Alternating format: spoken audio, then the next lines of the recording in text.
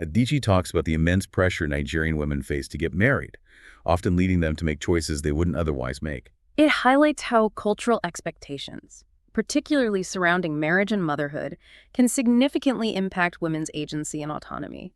It raises a question for you, listener. What are some cultural norms or expectations that you've encountered? Perhaps even... Welcome to Witter, Who Has Time to Read, the podcast that brings deep dives for busy minds. Listen to AI hosts Jane and Dane and get ready to unpack the world's most captivating books in just a fraction of the time. Whether commuting, working out, or just squeezing in a quick break, we deliver key insights, thought-provoking themes, and takeaways you can carry into your day. Don't forget to like, subscribe, and leave a comment. Plus, use our links in the description to purchase this book. Your support helps us bring more engaging book discussions to you. Listen and follow us wherever you get your podcasts. Who has time to read? You do, with Witter. Welcome back to Witter Deep Dives for Busy Minds. This month we're celebrating Black voices, and I am so excited to share this one with you.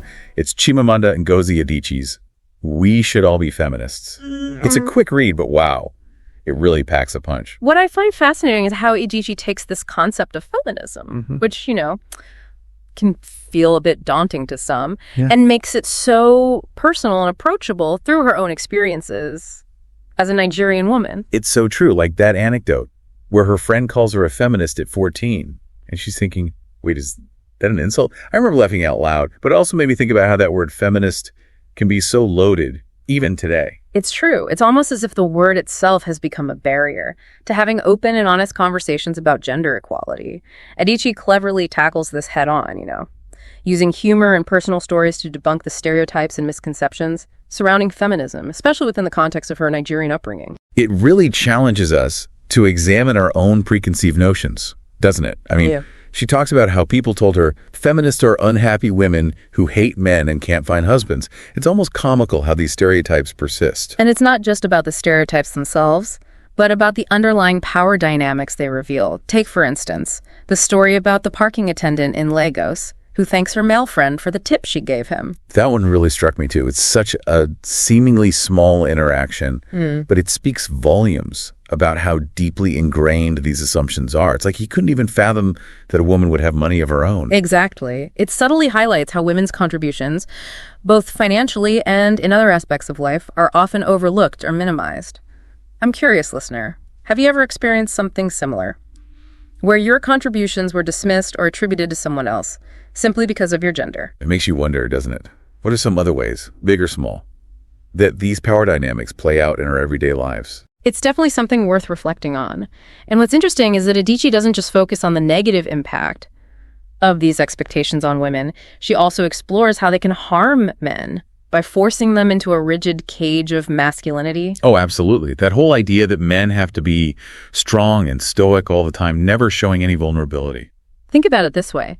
By limiting the range of acceptable emotions and behaviors for men, we create a society where they are less likely to seek help when they need it and less able to form genuine connections with others. It's almost like we're setting them up to fail. In a way, yeah. Yes. And this pressure to conform can have serious consequences, both for individuals and for society as a whole. It perpetuates a cycle of toxic masculinity that harms everyone. So what's the solution? What does Adichie suggest we do to break free from these limiting gender roles? Well, she proposes a fundamental shift in how we raise both boys and girls. It's about moving away from a focus on gender and towards a focus on individual abilities and interests, for example. She challenges the notion that cooking and childcare are inherently women's work. Yes. She asks, why should a woman thank her husband for helping with the baby? As if it's some extraordinary act of kindness. It should be a shared responsibility. Precisely. And by normalizing this shared responsibility from a young age, we can start to chip away at those ingrained gender roles. I love that. And it's not just about the practical tasks themselves, but about the underlying message it sends. Exactly. If we're constantly telling boys that certain tasks are beneath them or not manly, we're reinforcing the idea that they are somehow superior and don't need to contribute equally. And on the flip side, we're sending girls the message that they are responsible for all the caregiving and domestic labor, which can limit their opportunities and aspirations. It's a vicious cycle that we need to break free from. What I found really powerful was how Adichie even as a successful author and feminist thinker, admitted to struggling with these expectations herself. Like that story about her deliberately wearing an ugly suit to teach a writing class, because she didn't want to be perceived as too feminine. That really resonated with me too. It just goes to show how pervasive these biases are, even for someone who's actively challenging them. It makes you realize that unlearning these ingrained gender roles is an ongoing process, even for those of us who are committed to equality. And it's a journey we need to embark on together, recognizing that we all have a role to play in creating a more just and equitable society. So true. And speaking of equality, I have to ask, how does Adichie define feminism?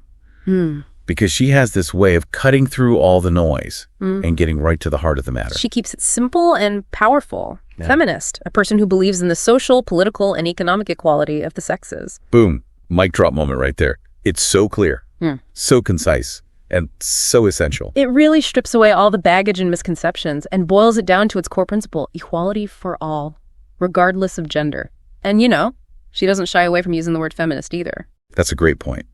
She specifically addresses this idea that we need to soften the language or avoid the F word altogether, arguing that diluting the message only weakens its impact. It's like she's saying, let's not be afraid to call it what it is. It's a powerful statement, especially coming from a Black woman who is challenging not only gender norms, but also cultural expectations within her own community.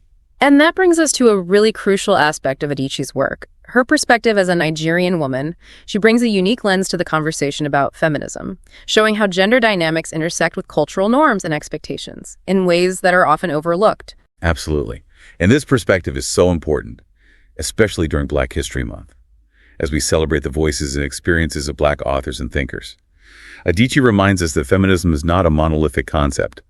It must be adapted and nuanced to reflect the specific challenges and realities faced by women of different cultures and backgrounds. It's so important to have those diverse voices and perspectives within the feminist movement. Even within the same culture, experiences can vary widely. Adichie talks about the immense pressure Nigerian women face to get married, often leading them to make choices they wouldn't otherwise make. It highlights how cultural expectations, particularly surrounding marriage and motherhood, can significantly impact women's agency and autonomy. It raises a question for you, listener.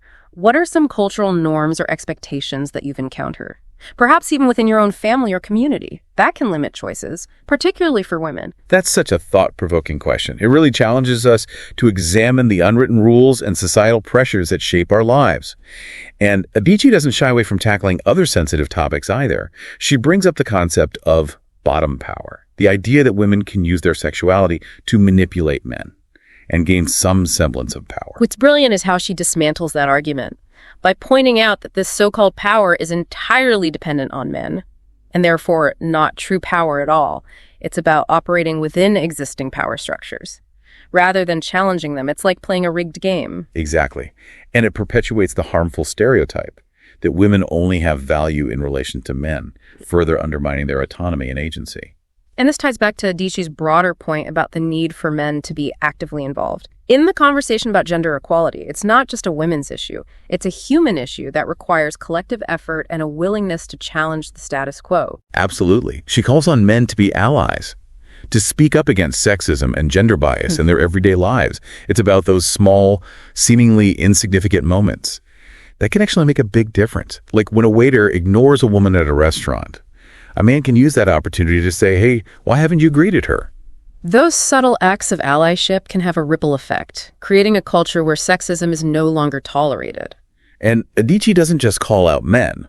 She also challenges women who perpetuate these harmful stereotypes and power dynamics. She talks about women who criticize other women for their choices, particularly around motherhood and careers. It's that internalized misogyny that can be so damaging, dividing women instead of uniting them. It's a reminder that we need to be supportive of each other, recognizing that women's choices are valid and should be respected, regardless of whether we agree with them or not. That's a powerful message, and it speaks to the need for intersectionality within the feminist movement. Adichie acknowledges that women face different challenges based on their race, class, sexual orientation, and other factors. It's not a one-size-fits-all movement. Exactly. She talks about how systems of oppression can be blind to one another. drawing on her own conversations with Black men about race and gender. It's about recognizing those intersections and working together to create a more just and equitable world for all. That reminds me of something else she talks about that really struck a chord with me, how language itself can reflect and reinforce gender bias, like how we use the word respect to describe what a woman shows a man, but not the other way around. It's so subtle, but it reveals so much about how we perceive and value men and women differently. It's fascinating, isn't it? It makes you realize how much our language shapes our thinking and perpetuates these unconscious biases. It's a call to be more mindful of the words we use and the messages they convey. It's like she's urging us to question everything, to examine the underlying assumptions and power dynamics at play in even the most mundane interactions. And she also challenges the notion that culture is static and unchanging. She points out that traditions can and do evolve, citing examples from her own Igbo culture.